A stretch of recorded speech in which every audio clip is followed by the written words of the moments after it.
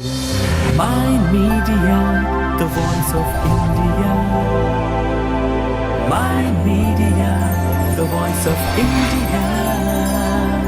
Mind media the voice of India. ఇది భారతీయ స్వరం. Welcome to mind media the voice of India. Welcome to సమకాలీన విశ్లేషణ with Ramana Muppala. ఈరోజు June 15, 2020 show. ప్రతివారం mind మీడియాలో కరెంట్ అఫైర్స్ సమకాలీన అంశాలపై చేసే కార్యక్రమానికి స్వాగతం. రమణాజీ నమస్తే. నమస్కారం అండి. మన హోస్ట్ నేను మీ హోస్ట్, బట్ రమణ గారు మన విశ్లేషణ చేస్తారు. నా పేరు భాను. రమణ గారు నేను ఇద్దరము వాషింగ్టన్ పరిసర ప్రాంతాల్లో ఉంటాము. సో రమణ గారు, లాస్ట్ వీక్ మనము చైనా మాట్లాడుకున్నాము. చైనాది మళ్ళీ అది ఇంకా త్వరగా పోదు, ఈ వారం కూడా అదే ఉంటుందని నేను చెప్పాను. మరి మిమ్మల్ని మరికొన్ని ప్రశ్నలు మీకు వేస్తానని చెప్పా. ఈలోగా విపరీతంగా మొత్తం అన్ని న్యూస్ మీడియాలో ఇదే నడుస్తుంది. సో ఫస్ట్ సెగ్మెంట్ ఇందులో రెండు పార్ట్ల కింద చేద్దాము. ఒకటి ఏంటంటే, ఇప్పుడు ఎక్కడ దాకా ఉంది పరిస్థితి, అంటే బ్యాక్ డౌన్ అయ్యారు అని డీఎస్కలేట్ చేస్తున్నామని చెప్పారు. దాని గురించి మీ విశ్లేషణ. తర్వాత బ్రేక్ తీసుకొని నేపాల్ మధ్యలో దూరింది, నేపాల్ గురించి కూడా మాట్లాడదాము తప్పకుండా. సో ప్రస్తుతానికి అంటే వేల మంది సైనికుల్ని వాళ్ళు మోహరిస్తున్నారని వచ్చింది వార్త. శాటిలైట్ ఇమేజ్ ద్వారా దాన్ని తెలుస్తుందంటే అది లేదు, యాక్చువల్లీ అదంతా కల్పితం అని కొందరు చెప్పడం జరిగింది కొన్ని ఇంటర్నెట్ ఫోరంలలో. ఇవి ఎట్లా ఉంటాయంటే, ఆ హిమాలయ పర్వత దాంట్లో శ్రేణుల్లో ఎట్లా మూవ్ అవుతుంది, ఏమవుతుంది అన్నది అత్యంత ఆధునిక శాటిలైట్ల వల్ల ఓన్లీ ఒక రక్షణ వ్యవస్థకే తెలుస్తాయి, కానీ ఈ పత్రికకి మీడియాకి అవన్నీ వాళ్ళు అనుకున్నట్టు అలా జరిగారట అని రాస్తారు. సో ప్రస్తుతానికి డీఎస్కలేట్ అయిందా లేకపోతే అక్కడే ఉందా? డీఎస్కలేట్ ఎప్పుడూ అయిపోయిందండి. ఒక్కటే ఒక సెక్టర్లో ఇంకా ఉందన్నమాట. అదేంటంటే గల్వాన్ వ్యాలీ అని ఒకటి ఉంటుంది ఈస్టర్న్ లడఖ్లో అనమాట. అది వాళ్ళు ఇండియా దగ్గర నుంచి 1962లో ఆక్యుపై చేసుకున్న దాన్ని అక్షయ్ చిన్ అంటారు. అక్షయ్ చిన్ ఏరియాలోకి ఏంటంటే టిబెట్ నుంచి అక్షయ్ చిన్కి హైవే ఉంది అనమాట. హైవేలు అంటే అక్కడే పెద్ద పెద్ద హైవేలు ఏమి ఉండవు, అవన్నీ మౌంటైన్స్ మధ్యలోంచి వెళ్ళేవి. జనాభానే ఉండరు అసలు, అటు కానీ ఇటు కానీ కూడా. ప్యూర్ మౌంటైన్ రేంజెస్లో జనాభా ఉండరు కదండి. మధ్యలో చిన్న చిన్న వ్యాలీలో కొంతమంది మనుషులు ఉంటూ ఉంటారు. అలాంటి చోట వాళ్ళు ఏంటంటే ఒక దేశం నుంచి ఒక దేశంకి వెళ్ళే అవకాశాలు ఉండాలి కాబట్టి ఈ ప్రతి mountain range area strategic areas కింద మారిపోయినాయి. బట్ మీరు కనుక దాన్ని పక్కన పెడితే అక్కడి నుంచి పెద్ద పెద్ద రోడ్లు వేయటం, ఎక్కువగా ఎక్విప్మెంట్ మూవ్ చేసేయటం, ఇలాంటివన్నీ చాలా ఎక్స్పెన్సివ్ అఫైర్ ఎవరికైనా సరే, ఇండియా అని చైనా అవనివ్వండి. కానీ ప్రస్తుతం వాళ్ళు ఉన్న పరిస్థితికి వాళ్ళు కొంచెం ఎస్కలేట్ చేసుకున్నారు మన ఇండియా తోటి. డీఎస్కలేషన్ అవుతోంది. అయినా కూడా వాళ్ళు వదలని పార్ట్ ఏంటంటే, మోస్ట్ ఇంపార్టెంట్గా మనం చూసుకోవాల్సింది, అంటే నేను కూడా చెప్పేది మళ్ళీ నాకున్న ఇన్ఫర్మేషన్ ప్రకారం పేపర్లలో చదివి అది ఇది చూసుకుని చెప్పడమే తప్పితే ఎవరికి వీటి మీద కరెక్ట్ ఇన్ఫర్మేషన్ ఉండదు మీరు చెప్పినట్టుగా. సో ఖచ్చితంగా ఓన్లీ మిలిటరీ వాళ్ళకే తెలుస్తుంది ఇది. మిలిటరీ వాళ్ళకే తెలుస్తుంది. వాళ్ళు ఏం చేస్తున్నారంటే చైనా వాళ్ళు ఒక సైఆప్స్ వార్ అనేది మొదలెట్టారు. అంటే ఏంటంటే, మేము తీసేసుకున్నాం అని చెప్పించి ఇండియాలో ఉండే జనాభాని వాళ్ళని డిస్టర్బ్ చేసి ఏదో అయిపోయిందేమో అనుకునేటట్టు చెయ్యాలి అనే ఉద్దేశంతో చేస్తున్న పని. దాన్ని సైఆప్స్ వార్ అంటారు, సైకలాజికల్ ఆపరేషన్స్ వార్ అన్నమాట. అంతే తప్పితే ఇందులో ప్రస్తుతం వాళ్ళకి కానీ మనకు కానీ ఎవరికి కూడా ఫుల్ ఫ్లెడ్జ్డ్ వార్ చెయ్యాలి అని ఎవరికి ఇంట్రెస్ట్ లేదు అనమాట. అది కదా ఇంతకుముందు షోలోనే మనం ముందే చెప్పాము. ఇప్పుడు అవన్నీ పోయిన తర్వాత ఇంకా మిగిలింది ఏమిటి అంటే, ఒక్క చోట ఉన్నారు అని చదువుతున్నాం. అదేంటంటే ఆ పేరు గల్వాన్ ఏరియా అంటారు, గల్వాన్ వ్యాలీ అంటారు అనమాట. అది మన లే దగ్గర ఈస్టర్న్ లడఖ్లో ఉంటుంది అనమాట. Line of actual control. ఈ ఏరియాలో విశేషం ఏంటంటే, లాస్ట్ టైం మనం మాట్లాడుకున్నప్పుడు చాలా చోట్ల లైన్ ఆఫ్ యాక్చువల్ కంట్రోల్ని డిఫైన్ చేయలేదు, అసలు లైన్ లేదు. అది చైనీస్కి వాళ్ళకి చాలా ఇష్టం అలా ఉండటం, అంబిగ్యూటీ ఉంటే ఆక్యుపై చేసుకోవచ్చని, ఇలాంటివన్నీ మనం చెప్పుకున్నాం లాస్ట్ టైం. ఈ అవును పర్టిక్యులర్ సెక్షన్లో actually line of actual control is very clear అన్నమాట ఇక్కడ. అంటే ఆ, ఇప్పటి వరకు 1962 యుద్ధం తర్వాత ఎవరిది ఏది అన్నది రాసుకోలేదు. ఇక్కడ శ్రోతలకు గమనించాల్సింది ఏంటంటే 1962 తర్వాత ఖచ్చితంగా ఈ ఈ ప్రాంతం మీది, ఆ ప్రాంతం మాది అని చెప్పేసి నేను ఇప్పటి వరకు అలా అలా అనకూడదు దాన్ని. ఆ ప్రాంతం అంతా కూడా జమ్మూ అండ్ కాశ్మీరే. సో మన అంటే వాళ్ళు ఏమంటారంటే చైనా మొత్తం ఓకే ఇండియాదే, ఓకే కానీ కొట్లాటలు లేకుండా ఉండటానికి ప్రస్తుతం ఈ లైన్ ని యాక్చువల్ కంట్రోల్ అనుకుందాము అని ఒక అగ్రిమెంట్కి వచ్చారు ఓకే కొన్ని ఓకే చోట్ల. మీరు థ్యాంక్ యూ ఫర్ కరెక్టింగ్ మీరు. సో రమణ గారు చెప్పేది ఏంటంటే అసలు ఆ ఆక్యుపైడ్ అంతా కూడా భారతదేశానికి సంబంధించిందే, అంతే కదా? అంతే, అసలు అది దా- మొత్తం భారతదేశందే వాళ్ళు ఉండేది కూడా. కాతే దౌర్భాగ్య ఏంటంటే మనం దాన్ని వదిలేసుకున్నాం 1962లో. కానీ వదులుకున్నా కూడా వాళ్ళు ఫోర్స్ఫుల్గా ఆక్యుపై చేసుకున్నారు కాబట్టి మనం ఆ ల్యాండ్ మీద క్లెయిమ్ని పోగొట్టుకోలేదు. మనం ఇప్పటికీ కూడా అదంతా మాదే, కాతే ఏంటంటే యుద్ధం లేకుండా తేల్చుకుందాం ఏదో ఒక రోజు, కానీ మేము మటుకు దాని మీద రైట్స్ ఇచ్చుకోము అని చెప్పుకుని కొట్లాడుకోకూడదు కాబట్టి మీరు అటు సైడ్ ఉన్నారు, మేము ఇటు సైడ్ ఉన్నాం కాబట్టి ఈ లైన్ ఒకటి గీత గీసుకుని ఈ గీతని ప్రస్తుతం బార్డర్ కింద యుద్ధం చేసుకోకుండా ఉండటం కోసం అది స్ట్రక్చరల్గా ఇటు సైడ్ మేము ఉంటాం, అటు సైడ్ మీరు ఉండండి అని ఒక అగ్రిమెంట్లు పెట్టుకున్నారనమాట. చాలా చోట్ల ఇండియా వర్సెస్ చైనా దగ్గర ఎక్కడైతే డిజగ్రిమెంట్స్ ఉన్నాయో ఆ డిజగ్రిమెంట్స్ ఉన్న చోటల్లా కూడా ఆ, ఆ, ఈ ప్రాబ్లం ఉంది.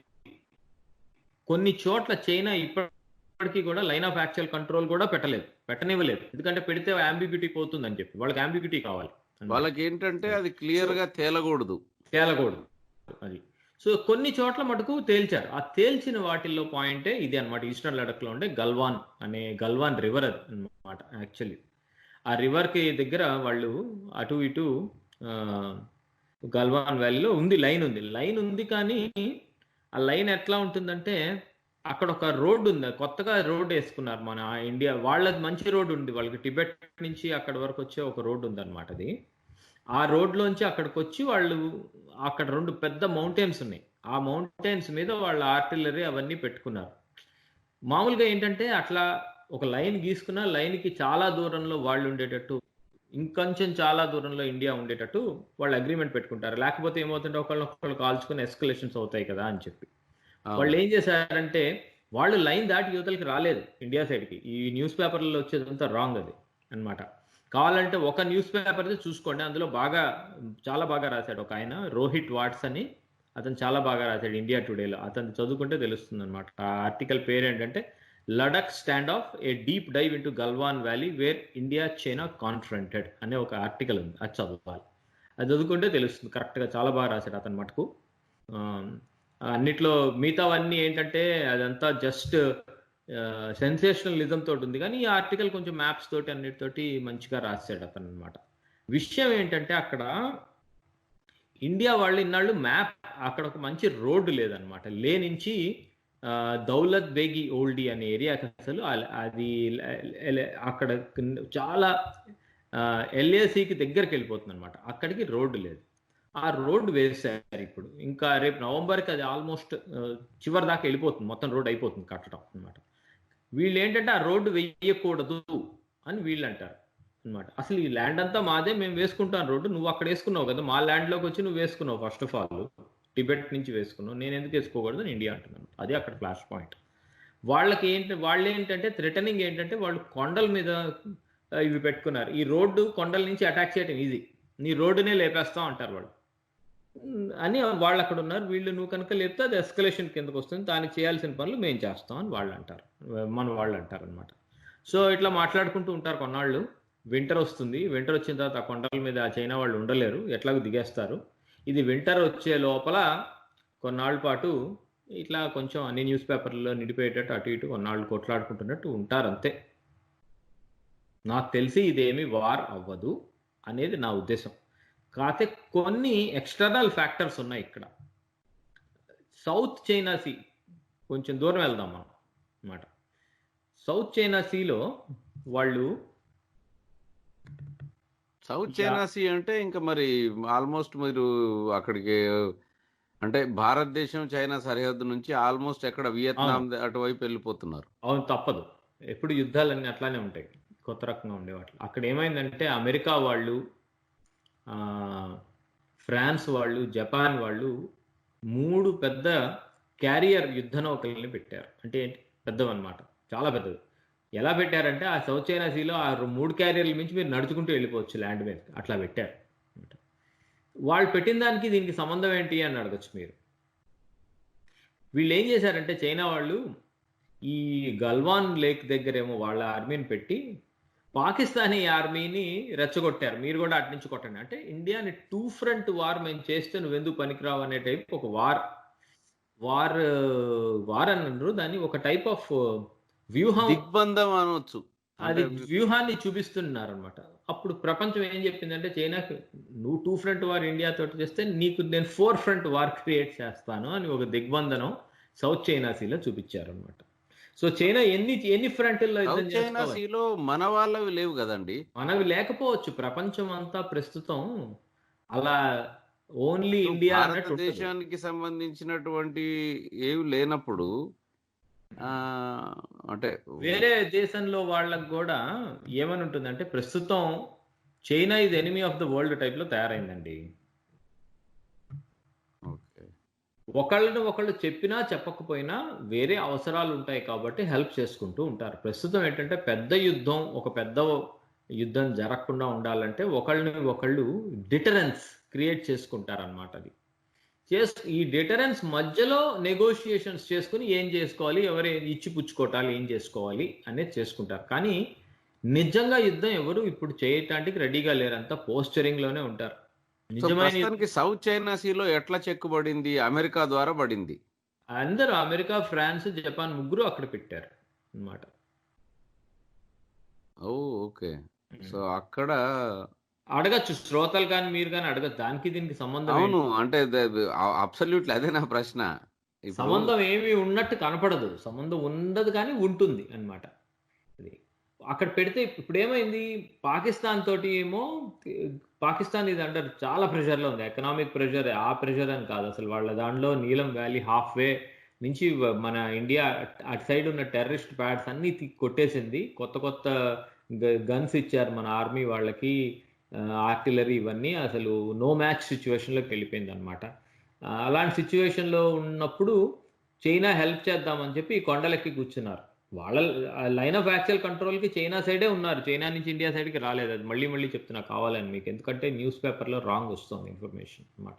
అది డిమార్కేటెడ్ లైన్. ఇక్కడ సైడ్ రోడ్డుని థ్రెటన్ చేస్తూ కొండల మీద ఉండి వాళ్ళు, అసలు కొండలకు అవతల ఉండాలి రూల్ ప్రకారం అయితే, డిసెంగేజ్మెంట్ అయితే, కాకపోతే వాళ్ళు ఎంగేజ్ చేయడం కోసం అని చెప్పి ఇలా ఉన్నారు అన్నమాట. అది సో అలా ఉన్నప్పుడు ఇటు పాకిస్తాన్ ఏమనుకుందంటే, ఆ చైనా తోటి యుద్ధానికి ఆర్మీ అవన్నీ తరలిస్తారు కాబట్టి మనం ఇక్కడ చేయాల్సిన, ఎప్పుడు చేసే ఇలాంటి డ్రామాలన్నీ వేయచ్చు అనుకుంటోంది అనమాట. అదే తరుణంలో అక్కడేమో అన్ని దేశాల వాళ్ళు, 3 దేశాల వాళ్ళు యుద్ధ నౌకల్ని పెట్టారు. బాబు నువ్వే కాదు, ప్రపంచంలో ఎవరైనా చేయగలరు నువ్వు చేసే పనులు అని ఒక డైరెక్షన్ చూపించడం అనమాట చైనాకి. సో ఇక్కడ ఓకే. సో ఇప్పుడు ఏమవుతుందంటే నెగోషియేషన్స్ జరుగుతూ ఉంటాయి, మనకు తెలియవు ఇవన్నీ, పేపర్లలో వాళ్ళు రాయరు. పేపర్లలో వాళ్ళతో వచ్చిన ప్రాబ్లం ఏంటంటే, ఎవరికి ఏది అనుకూలంగా ఉంది, బయాసర్గా ఎటు సైడ్ తీసుకోవాలంటే అటు సైడ్ తీసుకుని రాసుకుంటారు. అలా రాయటం కోసం అని చెప్పి ప్రస్తుతం ఇప్పుడు ఏంటంటే దేశాలు కూడా అలాంటి వాళ్ళని కొని డబ్బులు ఇచ్చి రాయిస్తున్నారు. ఏది నిజం కాదు అనేది చాలా మటుకు మనము దాన్ని అనాలిసిస్ చేసి తెలుసుకోవాలి. అంత అనాలిసిస్ చేసేసిన తర్వాత కూడా కొన్ని పచ్చి నిజాలు తెలుసుకోవడం కష్టం. అంటే ఇప్పుడు శాటిలైట్ ఇమేజెస్ తోటి చూపించారు క్లియర్గా, వాళ్ళ ఆర్మీ ఏది ఇండియా సైడ్ వచ్చి ఉన్నది అంటూ ఏమీ లేదు. అసలు లైన్ ఆఫ్ యాక్చువల్ కంట్రోల్ దాటారనేది కూడా నిజం కాదని తేలింది. చాలా చోట్ల నుంచి ఇప్పుడు ప్రస్తుతం అన్ని చోట్ల డిజెంగేజ్ అయిపోయి ఓన్లీ గల్వాన్ వ్యాలీలో ఒక్క చోట మటుకు ఇంకా డిజెంగేజ్ అవ్వలేదు అనేది ఒకటి ఇప్పుడు లేటెస్ట్. అక్కడ మాత్రం ఈ మీరు అన్నట్టు ఒకవైపు ఆర్మీ మోహరించి ఉంటే ఇంకోవైపు మన విదేశాంగ మంత్రి వాళ్ళు ఆ, బయట వేరే చర్చలు చోట చర్చలు జరుపుతున్నారు చర్చలు దౌత్యం. జరుపుతూ కూర్చుంటారు. అంతే. ఓకే, ఈ వండర్ఫుల్. ఆర్మీ ఇది ఒక్క చోట మటుకు చైనా ఇప్పుడే తీయదండి వింటర్ వచ్చే వరకు, నా నా క్యాలిక్యులేషన్ ప్రకారం. ఎందుకంటే మన ఇండియా వాళ్ళు వేస్తున్న రోడ్డు అది చాలా దూరం వరకు వెళ్ళిపోతుంది. అది ఆ రోడ్డు కొంచెం ఏంటంటే ఆ రోడ్డు వలన ఆ రీజన్లో ఉండే సెక్యూరిటీ నక్ష మారిపోతుంది అనమాట. ఆ రోడ్ ఎలా అవుతుందంటే ఆ రోడ్డు వలన పాకిస్తాన్లో ఉన్న గిల్జిట్ బాల్టిస్తాన్ అనే పార్ట్ భారతదేశం తీసుకోవటానికి చాలా సులువు అయిపోయేటట్టు తయారవుతోంది అన్నమాట. అది దాని గురించి పాకిస్తాన్ అనే మున్నాకి హెల్ప్ చేయాలంటే చైనాకి కొంచెం కష్టంగా ఉంటుంది. వాళ్ళు చైనా టు పాకిస్తాన్ వెళ్ళే రోడ్డును కూడా థ్రెటన్ చేసేటట్టుగా ఉంది ఇండియా వాళ్ళు వేస్తున్న రోడ్డు అయిపోతే కనుక. అన్నిటికంటే మోస్ట్ ఇంపార్టెంట్ వాళ్ళకి ఏంటంటే చైనా పర్స్పెక్టివ్ నుంచి ఆలోచించుకుంటే ఈ ఒక్క రోడ్డు వేయడమే కాకుండా ఆ రోడ్డు నుంచి భారతదేశం ఫీడర్ రోడ్స్ కూడా వేస్తోంది. అంటే చిన్న ఏంటంటే రోడ్లు అంటే పెద్ద రోడ్డుకి ఇంకా అంటే లింక్ రోడ్లు కూడా ఏమవుతుందంటే వేస్తుంది. దానివల్ల ఏమవుతుందంటే స్నో లేని టైంలో కానీ స్నో ఉన్న టైంలో కానీ మొత్తం కలిపి 90 నిమిషాలు ఎంతలోనో మొత్తం ఆర్మీని ప్లేన్స్ నుంచి వాళ్ళు ఈ బేసెస్కి తీసుకెళ్ళిపోగలుగుతారు, ఆర్మీ ఎక్విప్మెంట్ని ఇలాంటి వాటి అన్నమాట. ఇప్పుడు పీస్ఫుల్ టైంలో ఎట్లాగా రోడ్డే కదండి, వారుంటే రోడ్డుని పడగొట్టేచ్చు కదా అని అడగచ్చు మీరు. పీస్ఫుల్ టైంలోనే అన్ని ఎక్విప్మెంట్ అంతా అవతలకి తీసుకెళ్ళి పెట్టేసుకున్నారు అనుకోండి, అది చాలా ఎక్కువ యుద్ధం చేయడం అనేది. ఇప్పుడు మౌంటైన్ వార్ఫేర్ ఎలా ఉంటుంది, మౌంటైన్కి కింద చాలా ఎక్విప్మెంట్ తీసుకుని కూర్చున్నాం, ఫుడ్ మెటీరియల్ కూడా తీసేసుకుని కూర్చున్నాం. ఏం చేస్తాడు అవతల ఎనిమి మన దాకా వచ్చే లోపల కొండలు ఎక్కాలి దిగాలి రావాలి వస్తుంటే కనిపెట్టగలుగుతాం. మౌంటైన్ వార్ఫేర్ చాలా డిఫరెంట్గా ఉంటుంది అన్నమాట. కార్గిల్ వాటిల్ అన్ని జాగ్రత్తగా చదివితే తెలుస్తాయి అన్నమాట. ఇప్పుడు ఒక చిన్న సెట్టే ఉంటారు, 10 మంది సోల్జర్స్ వెళ్తారు, ఎక్కువ కూడా అక్కర్లేదు. ఓ మౌంటైన్ కింద ఒక గుహ లాంటి దాంట్లో కూర్చుని ఉంటారు, అవతల వాళ్ళకి కనపడరు, సెటిలైట్స్లోకి రావు. అట్లాంటి వాటికి కూడా కొత్త యుద్ధం చేసే ఇవన్నీ ఎక్స్కాలిబర్ అని ఒకటి ఉంటుందన్నమాట. ఆ వెపన్ అయితే పైనుంచి వెళ్ళి చూసుకుని వచ్చి కొడుతుంది గుహల్లో ఉండే వాళ్ళని. ఈ మధ్య ఇండియా అక్వైర్ చేసింది అది వీళ్ళ దగ్గర నుంచి, అమెరికా వాళ్ళ దగ్గర కొనుక్కుంది లైసెన్స్ తోటి అన్నమాట. ఇట్లాంటివన్నీ ఉంటాయి, చాలా డిఫరెంట్గా ఆ వ్యూహాలు వేరుగా ఉంటాయి అనమాట. అందుకని ఏంటంటే రోడ్డు పడగొట్టే కానీ యుద్ధం ఓడిపోవడం జరగదు అనమాట. సో రోడ్డు వేయటమే పెద్ద డేంజర్ వాళ్ళకి, రోడ్డు పడగొట్టడం గురించి ఆలోచించారు. రోడ్డు వేసామంటే సగం ఓడిపోయినట్లు లెక్క అనమాట వాళ్ళకి. అందుకని వాళ్ళు థ్రెటనింగ్గా ఫీల్ అయ్యి ఇది కొన్నాళ్ళు సాగదీస్తారు, ఈ రోడ్డు వేయొద్దు అని. ఇండియన్ గవర్నమెంట్ ఏం చేసిందంటే ఎక్స్టెన్సివ్గా లేబర్ని అక్కడికి మూవ్ చేసేసింది, నెక్స్ట్ 3 monthsలో రోడ్డు మొత్తం అయిపోగొట్టేయాలని. ఆ మిగిలిన కాస్త రోడ్లు కూడా మొత్తం అయిపోగొట్టేయాలని ఎక్స్టెన్సివ్గా మూవ్ చేసింది. వాళ్ళు అక్కడ ఉండగానే అయిపోగొట్టేస్తారు ఇప్పుడు under the surveillance of army. అది మెయిన్ చిక్కొల్ల. ఆ చిక్కు అంటే ఆ రోడ్డే అంటే వాళ్ళకి చైనా వాళ్ళకి ఏంటంటే అది పెద్ద చిక్కు. ఇన్ని సంవత్సరాల పాటు ఇక్కడ రోడ్లు లేవు, సడన్ గా రోడ్లు పడితే వీళ్ళు మనతో పాటు ధీటుగా పోరాడగలుగుతారు, ఆర్ మనకి అంటే సమానంగా వాళ్ళు కూడా సరుకులు సామాగ్రి తీసుకురావడము, సైన్యాన్ని మూవ్ చేయడం చేయొచ్చు. Okay, wonderful. మరి ఇప్పుడు నెక్స్ట్ టాపిక్ దీనికి లింకప్. ఈ దాంట్లో ఇప్పుడు ప్రస్తుతానికి అట్లా చైనా కూర్చొని ఉంటది, మనం కూడా ఇటువైపు భారతదేశం ఉంటది, చర్చలు సాగుతాయన్నారు. ఈలోగా మాకు మీకు మధ్యలో ఉన్నది ఇది మీ జాగా కాదు, ఇది మాది అని చెప్పేసి నేపాల్ భారతదేశాన్ని ఒక చెక్ పెట్టింది. ఇది అంటే ఇంతకుముందు మీరు షోలో చెప్పారు అది అంత ఉత్తుతుంది అని, కానీ అది ప్రస్తుతానికి మీడియాలో బయట ప్రపంచంలో CNN లో కూడా వచ్చింది. సో బ్రేక్ తీసుకొని దాని గురించి నేను అడుగుతాను కొన్ని ప్రశ్నలు. మీరు అసలు అది ఏంటి సడన్ గా ఎందుకు ఇట్లా అయింది అన్నది దాని గురించి మాట్లాడదాం. తప్పకుండా. మీరు వింటున్నది సమకాలీన విశ్లేషణ with Ramana Muppala, June 15, 2020 show. Break తర్వాత కలుద్దాం. Mind Media, the voice of India. Mind Media, the voice of India. Mind media the voice of India, ఇది భారతీయ స్వరం. వెల్కమ్ బ్యాక్ టు సమకాలీన విశ్లేషణ with Ramana Muppala, June 15, 2020 show. Welcome to mind media, the voice of India, ఇది భారతీయ స్వరం. రమణ గారు, break తర్వాత మీకు first ప్రశ్న. మళ్ళీ బ్రేక్ ముందు చెప్పాను మీకు చెప్పండి. చైనాతోని ఆగిపోయింది మన ఆ చర్చలేవో జరుగుతున్నాయి. అక్కడికి స్టేల్‌మేట్ అయింది. మధ్యలో సడెన్‌గా నేపాల్ వాళ్ళొచ్చేసేసి ఎప్పుడో బ్రిటిష్ వాళ్ళు గీసినటువంటి ఈస్ట్ ఇండియా కంపెనీ దాకా పోయి ఏదో జెప్పి, ఇది భారతదేశం గాదిది. ఇది మాది అని జెప్పి వాళ్ళు గూడా కొన్ని గీతలు గీస్తున్నారు. యాహ్! చైనా వాళ్ళు చేయిస్తున్నారండి. సో, అది ఇది క్లియర్‌గా. దీంట్లో స్ట్రెయిట్ ఫార్వర్డ్ చైనా వాళ్ళు చేపిస్తున్నారా? లేకపోతే మీకు ఇంకా లాస్ట్ టైమ్ చెప్పాననుకుంటాను. కమ్యూనిస్టు ఆహ్, ఓరియెంటెడ్ ప్రభుత్వము చైనాలో అంటే కొంత ఉంది. అవును. వాళ్ళేమన్నా నేపాల్‌లో 2 రకాలున్నారండి. నేపాలీ ఇలైట్ అనేది ఒకటి లెక్కేసుకుంటే అన్నమాట. నేపాల్‌లో కమ్యూనిస్టులు నేను చెప్పేదండి పాపులేషన్ పార్ట్ చెప్తున్నాను. అలా నేపాలీ ఇలైట్ పాపులేషన్ కాకుండా rest of the Nepalese population ఉంటుంది. రెస్ట్ ఆఫ్ ద నేపాల్ పాపులేషన్‌లో ఒక సెక్షన్ ఆఫ్ ఒక బిగ్ సెక్షన్ మోర్ దాన్ 50% పాపులేషన్‌ని ఏమంటారంటే మధేషీస్ అంటారు అన్నమాట. మధేష్ ఆల్మోస్ట్ 50% మధేషీస్. మధేషీస్ అంటే అదొక టైప్ ఆఫ్ నిక్‌నేమ్. వీళ్ళంతా ఇండియన్స్ అని అంటాం అన్నమాట. ఇది. సింపుల్‌గా చెప్పాలంటే డిరోగేటరీ వేగా మాట్లాడటం అది అన్నమాట. మేము నేపాలీస్ అంటే మేము ఎలైట్స్. మేము సూపర్ మెన్. మేము కాకుండా ఈ మిగతా వాళ్ళందరూ 50 కూడా కాదు 60% అబోవ్ అనుకుంటా. నాకు ఇమ్మీడియేట్‌గా గుర్తులేదు బ్రెయిన్‌లో అన్నమాట. సో, వాళ్ళందరినీ మధేసీస్ అంటారు. మధేసీస్ అంటే ఎవరు వాళ్ళు? వాళ్ళందరూ పెళ్ళిళ్ళు, పేరంటాలు, రిలేషన్‌షిప్సు, వ్యాపారాలు ఏవి చూసుకున్నా వాళ్ళందరూ చేసేది యూపీలో ఉండేవాళ్ళు, బీహార్‌లో ఉండేవాళ్ళు వాళ్ళే. యూపీ, బీహార్‌కే కదా మేజర్‌గా అసలు నేపాల్ బార్డర్ అంతా ఉండేది. అవును. నేపాల్ బార్డర్ మన ఇండియా తోటి ఉండే బార్డర్ సైడ్ అసలు పాపులేషన్ ఎక్కువ ఉంటుంది. వాళ్ళంతా ఇండియన్సే. ఇక కాంది ఎవరంటే ఆ కొండల్లో, కోనల్లో ఉండేవాళ్ళు కొంతమంది మేము నేపాలీస్ ఎలైట్స్ అని చెప్పుకుంటూ ఉంటారు అన్నమాట. ఒక స్పెషల్ కొన్ని ట్రైబ్స్ ఉన్నాయి. గోర్ఖా ట్రైబ్స్. ఆ గోర్ఖా ట్రైబ్స్ కూడా వాళ్ళేనేముంది మరి ఇండో టిబెటన్ బార్డర్‌లో మన సైడ్ ఉండేవాళ్ళు కూడా అంతా గోర్ఖా ట్రైబ్స్ ఉంటారు. అదే నేపాలీ అనేముంది. ఇప్పుడు సిక్కింలో ఉండేవాళ్ళు వాళ్ళే. గోర్ఖా వాళ్ళే. మన వెస్ట్ బెంగాల్‌లో గోర్ఖాలాండ్‌లో ఉండేది గోర్ఖాసే. వాళ్ళు నేపాలీస్ అని చెప్పుకునేది ఏముంది అసలు? నేపాల్ అంటే ఏమిటి అసలది? అలా చూసుకుంటే గనక.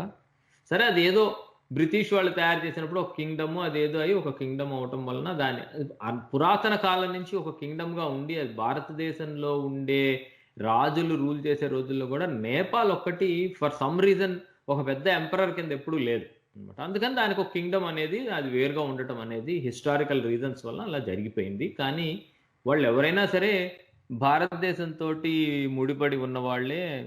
హిందువులు అక్కడి నుంచి ఇక్కడికి ఉండేసి టెంపుల్స్ వీటిలన్నిటికీ వాళ్ళ అక్కడుండే పూజారులు లీడింగ్ చేయడం ఇవన్నీ కల్చరల్ సైడ్ వాళ్ళు ఇండియా తోటి ఇంటిగ్రల్ వాళ్ళు ఎంత కాదనుకున్నా కూడా అన్నమాట. ఇంకోటేంటంటే నేపాల్ బార్డర్‌కి, ఇండియా బార్డర్‌కి మధ్య ఈ బార్డర్ సెక్యూరిటీ ఫోర్సులు ఇవేవి ఉండవు. అసలు ఎవరికీ పాస్‌పోర్ట్‌లు, వీసాలు అక్కర్లేదు. అటునుంచి ఇటు వెళ్ళటానికి, ఇటు నుంచి అటు రావటానికి. బార్డర్ పోస్ట్ లాంటిదేమీ ఉండదు. ట్రేడ్ అన్నీ మామూలుగా జరుగుతూ ఉంటాయి.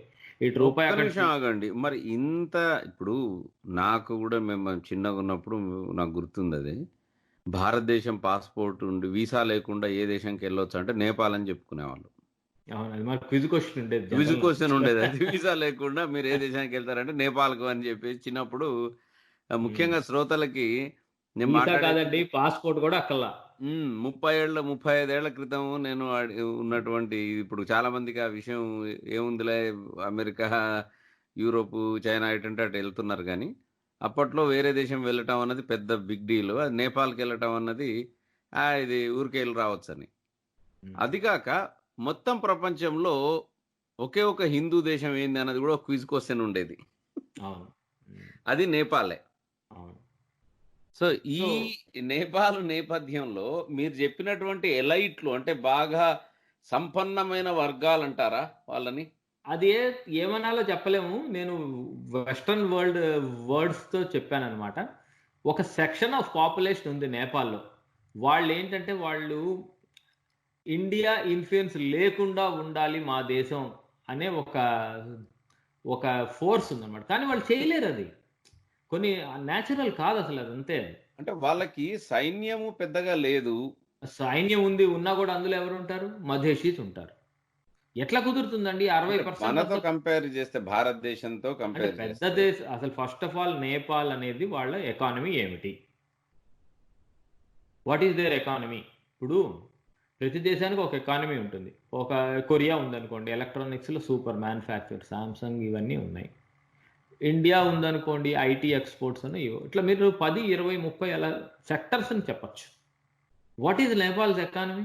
టూరిజం అంతే. టూరిజం ఎట్లా వస్తుంది? మౌంట్ ఎవరెస్ట్ ఎక్కడానికి వస్తారు. మౌంట్ ఎవరెస్ట్ అవని, లేకపోతే కాత్మండు చూడటానికి అవనివ్వండి, మన వాళ్ళు హనీమూన్ ట్రిప్లు వెళ్తూ ఉంటారు. కాత్మండు వెళ్ళి వస్తూ ఉంటారు జనాభా అంతా అన్నమాట. అట్లా ఏదో ఒక ట్రిప్ మీద వెళ్ళేవాళ్ళు, ఫారిన్ నుంచి వచ్చి అక్కడికి ఉండి ఎంజాయ్ చేసి వెళ్ళిపోయేవాళ్ళు మౌంటైన్స్ మధ్యలో. One of the top spots అన్నమాట. ఇప్పుడు ఆ నేపాల్ కంటే మంచిగా తయారు చేసుకుంటూ సిక్కిం, డార్జిలింగ్ ఇవన్నీ కూడా అలాంటివే అన్నమాట. సో అలా టూరిజం మీద వాళ్ళ లైఫ్ వెళ్ళిపోతూ ఉంటుంది. ఎస్కవేట్ చేసుకుంటూ వెళ్ళేవాళ్ళు, మౌంటైనీరింగ్ చేసేవాళ్ళు వచ్చి వెళ్ళేవాళ్ళు. దాంతో వాళ్ళ economy more than half economy వెళ్ళిపోతుంది వాళ్ళది. ప్లస్ రెగ్యులర్ థింగ్స్ ఆ కింద భాగాలకు వస్తే కనుక పంటలు, పొలాలు అవన్నీ రెగ్యులర్ థింగ్. అంతేగాని వాళ్ళకి ఒక స్పెషల్గా ఈ కంట్రీకి ఇంత పెద్ద జీడిపి ఉండే టైప్ కంట్రీ, ఇంత పెద్ద ఎకానమీ ఉందనేది లేదు. రెండోది, వాళ్ళ ఎకానమీ డిపెండెన్స్ అంతా ఏమిటి? ఎకనామిక్ డిపెండెన్స్ అంతా ఇండియాతో ట్రేడే కదా. ఇండియా నుంచి ఆ వీసా లేకుండా బార్డర్లోంచి అటు ఇటు తిరిగి చేసే ట్రేడ్, ఆ ట్రేడ్ వల్లనే సగం అవుతుంది వాళ్ళకి. ఇంకోటి, ఏదైనా చేయాలంటే ఇప్పుడు మీరు అడగచ్చు నన్ను ఒక మాట, ఉత్తరప్రదేశ్లో అంతమంది జనాభా ఉన్నారు కదండి, అంతమంది సిక్కింలో ఎందుకు లేరు? Density of population Jammu and Kashmir తక్కువ ఎందుకుంది అని అడగచ్చు కదా మీరు. అంటే కొన్ని ఇప్పుడు ఆ అలా కాదు, ప్రాంతాలు, ఆ ఆ రాష్ట్రాల్లో ప్రాంతంలో ఉండే జాగ్రఫీ నుంచి ఉంటుంది. పెద్ద పెద్ద కొండల రేంజెస్ మధ్యలో చల్లగా ఉండే కొండల రేంజెస్ మధ్యలో ఎక్కువ జనాభా ఉండరు. ఫర్ ఎగ్జాంపుల్, అమెరికా కంటే కెనడా యొక్క విస్తారం ఎక్కువ. కెనడాలో జనాభా వెళ్ళారు, మరి అమెరికాలో ఎందుకున్నారు? అమెరికాలో కొంచెము అంటే కెనడా కన్నా వేసవి కాలం బ్రహ్మాండంగా ఉంటది. అంటే ఏంటంటే నీకు ట్రాపికల్ రీజన్ ఎక్కువ అవుతున్న కొద్దీ జనాభా ఉంటారు. పంటలు, పొలాలు వేసుకోగలిగిన ప్రదేశాలు ఉన్న చోట జనాభా ఉంటారు. అవును. అవి వేసుకోవటానికి ఫుడ్ తయారు చేసుకోవటమే కష్టమైన ప్లేస్లు, ప్యూర్లీ మౌంటైన్స్ ఉన్న చోట్ల ఎంత వేసుకోగలుగో, ఎంత బతకగలవో అనుకునే వాళ్ళు కొంతమంది ఉంటారు. అది న్యాచురల్ సిచ్యువేషన్ అది అన్నమాట ప్రపంచంలో. దానికి తగ్గట్టుగానే అంటే ఈ సంహౌ కమ్యూనిజం అన్నది వాళ్ళు ఏంటంటే ఆ ఎలైట్ వాళ్ళు ఇండియా ఏంటి నా మీద ఒక అహం అడ్డొచ్చేస్తుంది వాళ్ళకి అన్నమాట. మిమ్మల్ని ఒక చిన్న ప్రశ్న ఇక్కడ. అంటే ఇది ఇప్పుడు ఆయన ఎవరు ప్రచండ అనే ఒక ఆయన స్కూల్ టీచర్ కాస్త మన మొత్తానికి ఇదయ్యాడు, ప్రైమ్ మినిస్టర్ అయిపోయాడు. వాళ్ళ దాంట్లో ఈ మావోయిస్టులతో లింకులు ఉన్నాయి, తర్వాత కమ్యూనిజం ఇది ఉంది. సో సామాన్య ప్రజల్లో ఉన్న కమ్యూనిస్ట్ భావజాలం ఉన్న వాళ్ళు ప్లస్ ఈ కింగ్ బీరేంద్ర, రవీంద్ర, ఈ కింగులు ఈ రెండు కలిసి భారతదేశానికి వ్యతిరేకంగా అవుతున్నారా?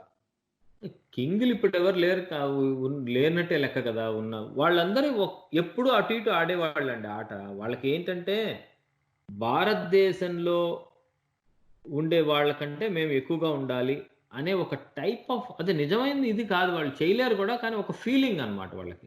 ఆ ఫీలింగ్ ఉన్నప్పుడు ఆ ఫీలింగ్ ఉన్న దాన్ని వీళ్ళు అడ్వాంటేజ్ తీసుకున్నారు. చైనా వాళ్ళు తీసుకుని అక్కడ కమ్యూనిస్ట్ పార్టీ స్ప్రెడ్ అవ్వటం అవన్నీ జరిగాయి. ఇప్పుడు మదేశీస్ అని చెప్పానంటే వాళ్ళంతా ఏదో గాంగ్హో ఇండియా నా ప్రేమ అనేది ఏమి ఉండదు వాళ్ళకు కూడా.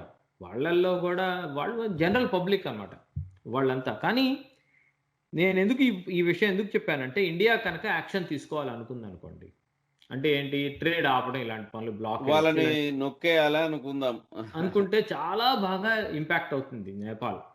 చాలా ఆ ఇంపాక్ట్ అయినప్పుడు ఏమవుతుందంటే, ఇప్పుడు ఇండియా తోటి రిలేషన్షిప్ ఉన్నారు మధేషీస్ అని చెప్పాను, వాళ్ళకు కూడా కోపం వస్తుంది ఇండియా అంటే. ఎందుకంటే వాళ్ళ జీవనం డే టు డే లైఫ్ దెబ్బతింటుంది వాళ్ళది. ఇప్పుడు అది ఏంటంటే, నేపాల్ అనేది ఇండియాలోనే ఉన్న ఒక స్టేట్ కానీ ఇండియా కాదు, ఆ టైప్ అన్నమాట దాని సిచ్యువేషన్. అది మిగతా ఇప్పుడు అలా అని బంగ్లాదేశ్, శ్రీలంక, పాకిస్తాన్ అలాంటి బార్డర్స్ కాదు మనకి, నేపాల్ లాంటివి కాదు అన్నమాట. ఈ నేపాల్ కొంచెం డిఫరెంట్ వెరైటీ కంట్రీ ఇది చెప్పాలంటే, ఉన్న చుట్టూరా ఉన్న కంట్రీస్లో. అది ఇండియాలోనే ఉన్న పార్ట్ కానీ ఇండియాలో ఉన్న పార్ట్ కాదు, ఆ టైప్ అనమాట. ఆ టైప్లో ఉన్నప్పుడు నువ్వు కనుక బ్లాకేడ్స్ పెట్టారనుకో, మనదే అదేంటంటే మన ఓన్ జనాల్ని మనం కడుపు కొట్టినట్లు లెక్క అనమాట. అది చేయలేరు, పెద్ద పెద్ద బ్లాకేడ్స్ పెట్టలేరు. బ్లాకేడ్ పెడితే మనం ఎందుకు పనికిరాము అని తెలుసు వాళ్ళకి, వాళ్ళ ఎలైట్స్కి. అందుకని వాళ్ళు ఏంటి ఇట్లా అంటే ఉంటుందా వాళ్ళు డబ్బులు ఉన్నటువంటి ఆ క్లాస్ ఏదైతే నేపాల్ ఉందో వాళ్ళు హ్యాపీగానే ఉంటారు కానీ కామన్ ఈ మధేషీస్కి కష్టాలు వస్తాయి. కష్టాలు వస్తాయి. వాళ్ళు ఏం చేస్తారు, హెట్ నీ మీద డిపెండెన్స్ అని నీకు ఇంత పొగరా, నేను చూసుకుంటానని చెప్పి ఎప్పటి నుంచో ఉంది. మేము చైనా తోటి ఎక్కువ రిలేషన్షిప్స్ పెట్టుకుంటాం, నీకు చైనాకి పడదు కదా, మేము చైనా తోటి పెట్టుకుంటాం అని చెప్పి మొదలైంది. అలా మొదలయ్యి ఎప్పటికప్పుడు ఇట్లా బెదిరిస్తూనే ఉంటారు వాళ్ళు. చేయగలిగేది ఏం లేదు. 2 సార్లు బ్లాకేడ్ చేస్తే చాలా కష్టాలు పడ్డారు నేపాల్లో. ఇంకో విశేషం ఏంటంటే రీసెంట్గా 2015లోనో 16లోనో ఒక బ్లాకేడ్ పెట్టారు. ఆ బ్లాకేడ్ ఇండియా పెట్టలేదు, వాళ్ళే పెట్టారు. అదేంటంటే నీ మీద కోపంగా ఉందని చెప్పి అసలు ఇండియాకి నేపాల్కి ట్రేడ్ ఉండకూడదని చెప్పి నేపాల్ గవర్నమెంటే పెట్టుకుంది బ్లాకేడ్ సొంతంగా పెట్టుకుంటే మధేషీస్ అంతా రివోల్ట్ చేశారు వాళ్ళ ఓన్ గవర్నమెంట్ మీద. ఎందుకంటే వాళ్ళకు ఉండేవన్నీ పెద్ద పెద్ద కొండలు, చైనాతోటి $multi-trillion పెట్టి రోడ్లు వేయాల్సి వస్తుంది చైనాతో ట్రేడ్ చేసుకోవాలంటే. ఇండియాను నేపాల్ అంటే ఏంటది, పొలాల మధ్యలో ఉన్నట్టు ఉంటుంది. అది రివర్స్ పొలాల మధ్యలో నుంచి వెళ్ళిపోయి రావటం.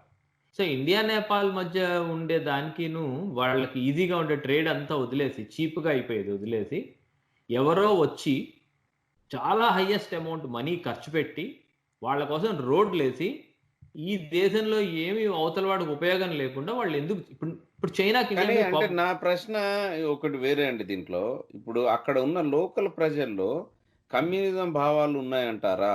లెఫ్టిస్ట్ ఇట్లా ఇది మనం వీళ్ళతో ఉంటే భలే లెఫ్టిస్ట్ రైటిస్ట్ ఇవన్నీ ఈ న్యూస్ పేపర్లలో క్రాప్ రాసుకునే వాళ్ళవండి.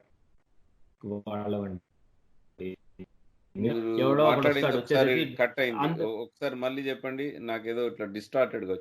అంటే లెఫ్టిస్ట్ రైటిస్ట్ అన్నవి ఏంటంటారు ఇవి?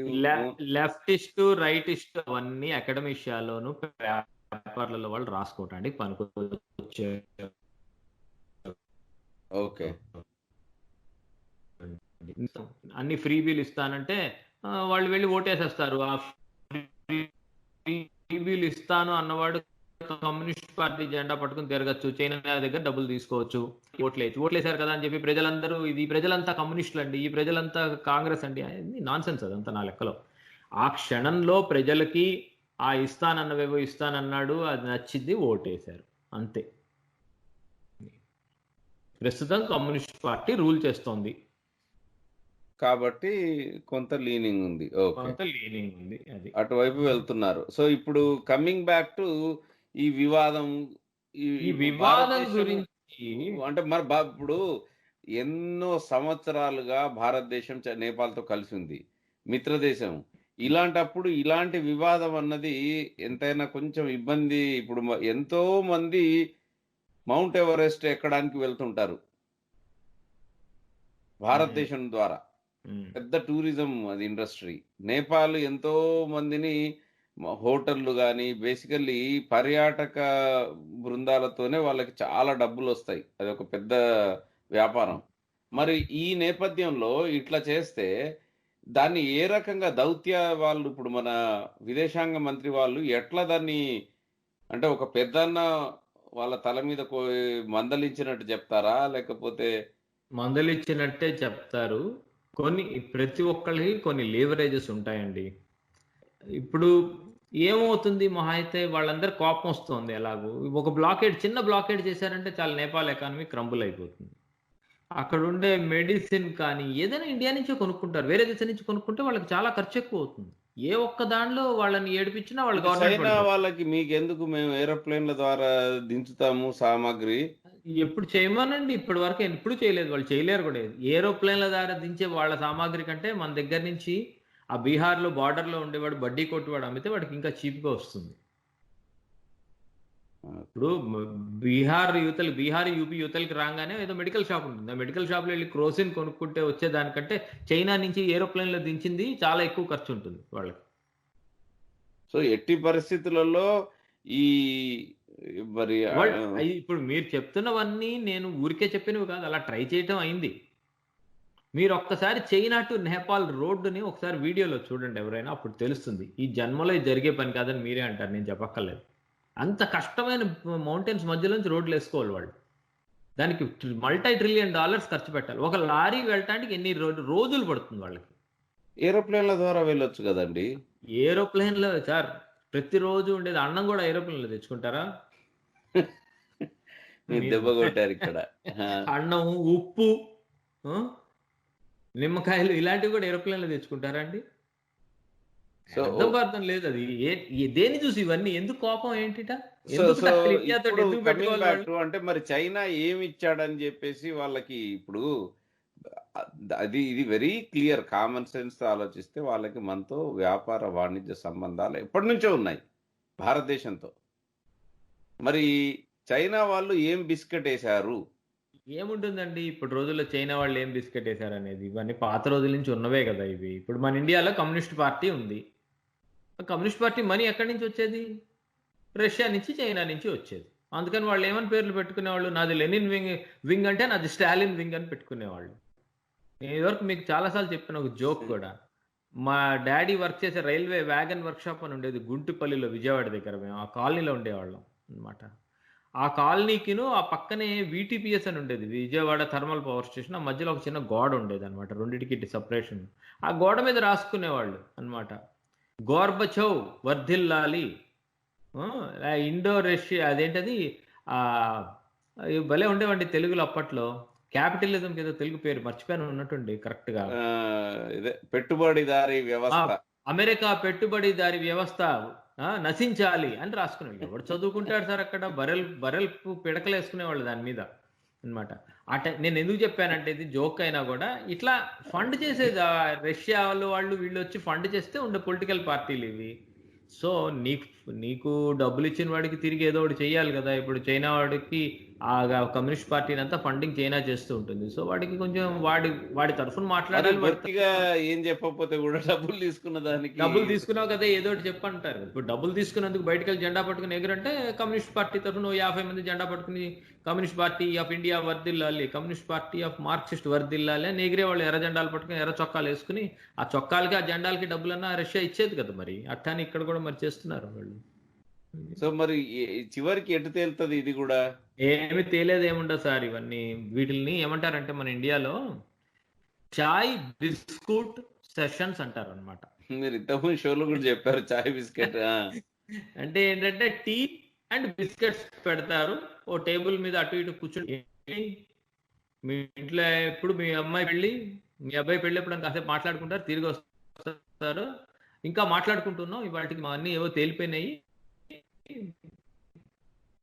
అంటారు. చివరికి చెప్తే ఏం పిచ్చెక్కిందా నీకేమైనా? ఏంటి నువ్వు చేస్తున్న పని? నువ్వు ఏం చేసావు నాకు తెలుసు అందరూ. ఇంకా వేరే వేరే చాలా ఉంటాయి. వాళ్ళకి లీవర్స్ అంటారు అనమాట. ఇదిగో నువ్వు ఎంతోసేపు ఉండవు, నేను అనుకుంటే నీ గవర్నమెంట్ని పడగొట్టగలని చెప్పగలరు వీళ్ళు.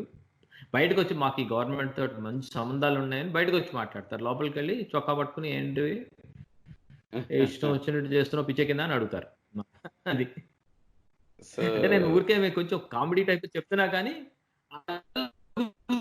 అన్నమాట. ఈ చిన్న కంట్రీలు వాళ్ళు ఇండియా లేకుండా సస్టైన్ అవ్వలేదు. ఎట్లా ఒక్క నిమిషం బ్రేక్ చైనా. వస్తుందండి మీది గొంతు. ఒక్క నిమిషం some issue. Okay, so India ఇది లేకుండా సస్టైన్ అయితే అవ్వలేరు అంటారు.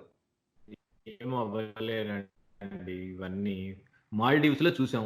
చైనా గవర్నమెంట్ ని సపోర్ట్ చేసింది, ఓడిపోయారు. ఎన్నికల్లో ఓడిపోయారు. ఇండియా ఫేవరెట్ గవర్నమెంట్ వచ్చింది.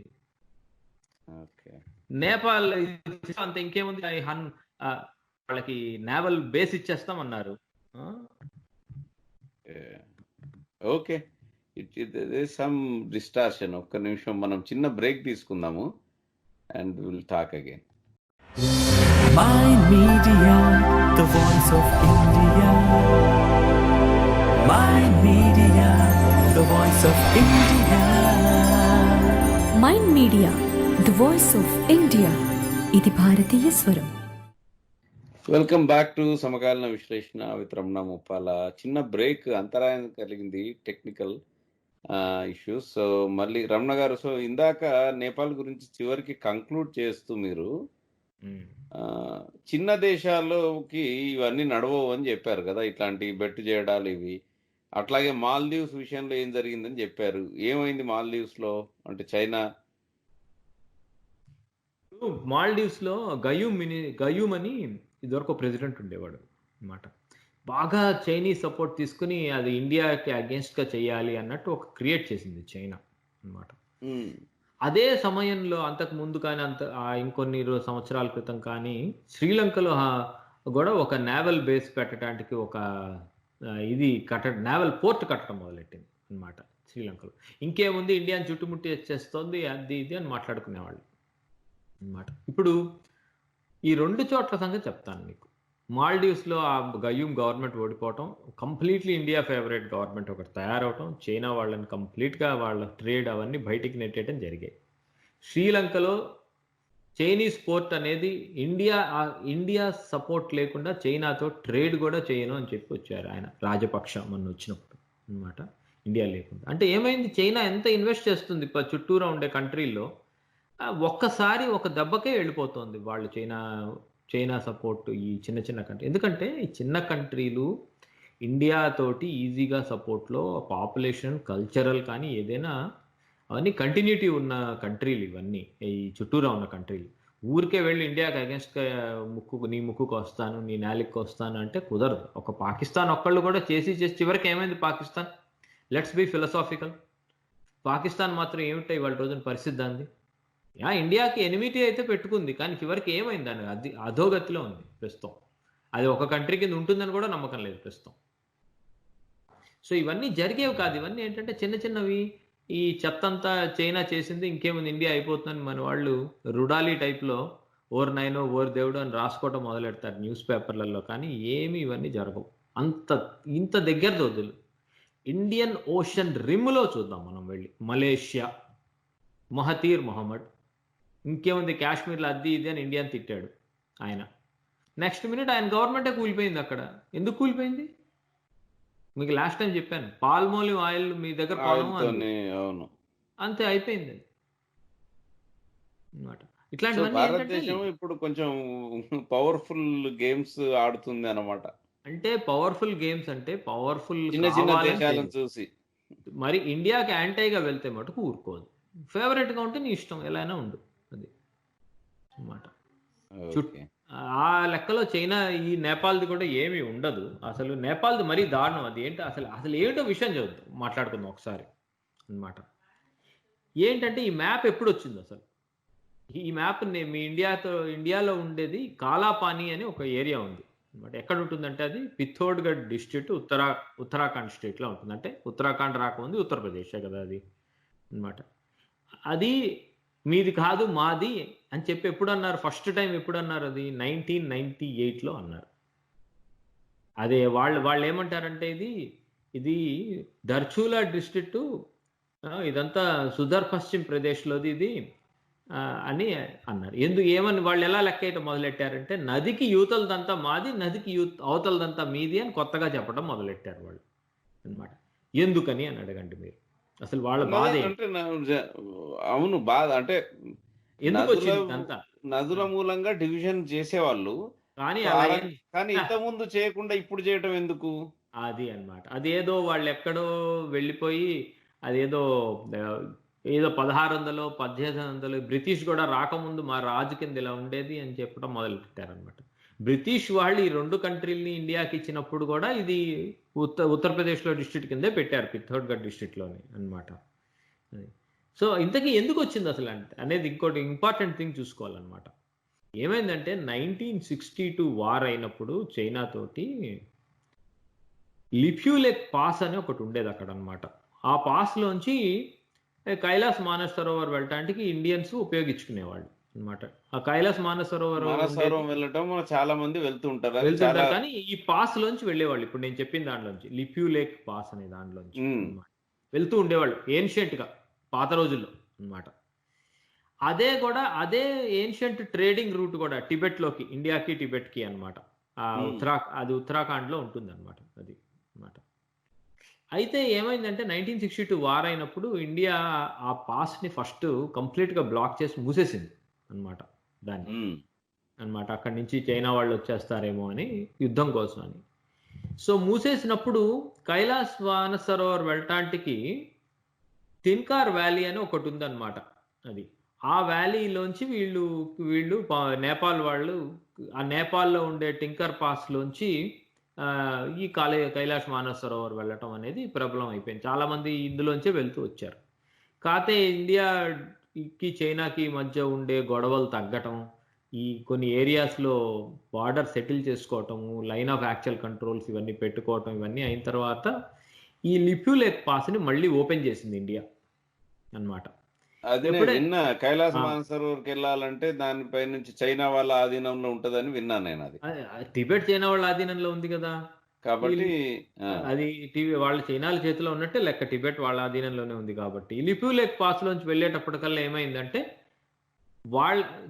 నేపాల్లో ఉండేది ఓన్లీ టూరిజమే కదా, వాళ్ళ దేశంలో వాళ్ళకి ఎకానమీ దెబ్బతింది. ఆ దెబ్బతినటంతో వాళ్ళు ఏం చేశారంటే మాకు ఇలా అయిందా అని చెప్పి అవన్నీ వదిలేసేసి అసలు ఇది అప్పుడెప్పుడో XYZ రాజు కింద అసలు ఈ చిన్న డిస్ట్రిక్ట్ ఉందే, ఈ తాలూకాలు అసలు యాక్చువల్లీ నేపాల్లోవే ఈ డిస్ట్రిక్ట్లో ఈ తాలూకాలన్నీ అసలు నదికి యూతల సైడ్ మీరు ఎట్లా ఉంటారు, నది డివిజన్ మీకు మాకు, నది కాలాపాని నది అవతలది మీది, నది అవతలది మాది అని కొత్తగా మొదలెట్టి 1998లో ఒక మ్యాప్ తయారు చేశారనమాట. అది ఇప్పుడు ఆ మ్యాప్ నువ్వు పర్మనెంట్ చేయడానికి ట్రై చెయ్యి అని చెప్తే కమ్యూనిస్ట్ పార్టీకి ఈ చైనా వాళ్ళు ఏం చేశారంటే, చైనా వాళ్ళు ప్రోత్సాహంతో ఇప్పుడు ఈ మహానుభావుడు వాళ్ళ ప్రైమ్ మినిస్టరు ఇంకేముంది ఇదే మా మ్యాప్ ఇది అని చెప్పి వాళ్ళు ఇప్పుడు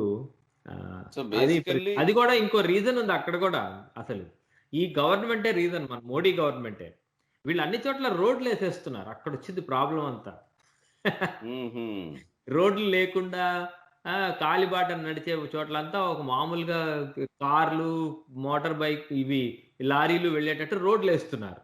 అంటే 4 లేన్ రోడ్డు, 6 లేన్ రోడ్లు వేయలేరు ఈ మౌంటైన్స్ లోంచి. సింగిల్ లేన్ రోడ్డు కూడా చాలా గ్రేట్ కింద లెక్క. అలాంటి చోట వాళ్ళు రోడ్డు వేస్తున్నారు, టనెల్స్ కడుతున్నారు, రోడ్లు వేస్తున్నారు. ఇవన్నీ వేసేటప్పటికల్లా ఆ సైడ్ ఉండే వాళ్ళకి వాళ్ళ టూరిజం తగ్గుతుంది అనుకునో, లేకపోతే వాళ్ళ ఇన్నాళ్ళు ఉండే ఇవన్నీ పోతాయి అనుకున్నా థ్రెట్ ఫీల్ అయ్యి కొత్త కొత్త మాటలన్నీ మాట్లాడుతున్నారు. ఇవన్నీ ఏముండదు. మలేషియా వాళ్ళు మాట్లాడి ప్రైమ్ మినిస్టర్ కూలిపోవటం, మాల్డీవ్స్ వాళ్ళు మాట్లాడి ఇది అయిపోవటం, బంగ్లాదేశ్ కంప్లీట్ కంట్రోల్లోకి రావటం, ఇవన్నీ చూస్తూనే ఉన్నారు. రేపో మాపు పాకిస్తాన్ కూడా ముక్కలై అన్ని ముక్కలు ఇండియా మాట వింటూ ఉంటాయి. ఎట్లా కుదురుతుందండి వీళ్ళందరికీ? లైవ్లీహుడ్డే కష్టం. అట్లా ఇండియా వాళ్ళని ఏదో నువ్వు చిన్నోడివి నా కింద బతుకొని ఎప్పుడు అనలేదు వీళ్ళెవరిని. ఇండియన్ ఫిలాసఫీలో లేదు, ఇండియన్ గవర్నెన్స్లో అలాంటివి లేవు అన్నమాట. ఇండియాలో ఉండే స్టేట్స్ని ఎలా చూస్తుందో వాళ్ళని గౌరవంగానే చూస్తోంది. వాళ్ళలో ఉండే కొంతమంది జనాభా వాళ్ళ లీడర్షిప్లో ఇలైట్ క్లాసెస్ ఇండియా తోటి ముక్కు కొయ్యాలి అనుకున్నప్పుడల్లా ఇలాంటివి జరుగుతూ ఉంటాయి.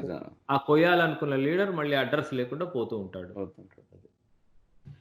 ఆల్రైట్. సో ఓవరాల్ గా ఇది మళ్ళీ కొన్ని రోజుల్లో సద్దు మణిగిపోద్ది. ఇది కూడా ఏముండదు సార్, ఇదంతా ఏంటంటే చెప్పనా, మనిషికి పెరుగుతూ ఉన్నప్పుడు జలుబు చేసినప్పుడు కొన్నాళ్ళు ఇంట్లో పడుకుని నిద్రలేస్తాడు, ముక్కు చీతేసుకుంటారు, కాస్త క్యాప్సిల్ వేసుకుంటారు, అయిపోతుంది. అలానే ఇంత పెద్ద దేశం ఇండియాలో వీళ్ళు చుట్టూరా ఉండేవాళ్ళు వీళ్ళు చేసే దెయ్యం ఉండదు. జస్ట్ న్యూసెన్స్ వాల్యూ అంటారు దీన్ని, అంతకంటే.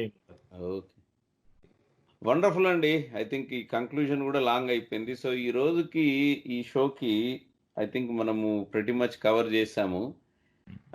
కోవిడ్ గురించి కాస్త మాట్లాడుకుందాం అనుకున్నాము, ముఖ్యంగా తెలంగాణలో. బట్ అది వచ్చే వారము పరిస్థితిని బట్టి చూద్దాము. తప్పకుండా. ఇప్పుడు ఆల్మోస్ట్ 1 hour మన షో అయిపోయింది. వచ్చే వారం కలుద్దాము, బ్రహ్మాండమైన విశ్లేషణ. అప్పటి వరకు ఈ నేపాల్తో చైనాతో కూడా ఇంకా మరికొంత డెవలప్మెంట్స్ అవుతూ ఉంటాయి. వాటిని కూడా మేము చూస్తూ తర్వాత వాటిని మనము ముందు వచ్చే మా షో ఎపిసోడ్లలో మాట్లాడతాము. ధన్యవాదాలు రమణ గారు. నమస్కారం అండి. Mind Media, the voice of India. Mind Media, the voice of India. Mind media the voice of India. ఇది భారతీయ స్వరం.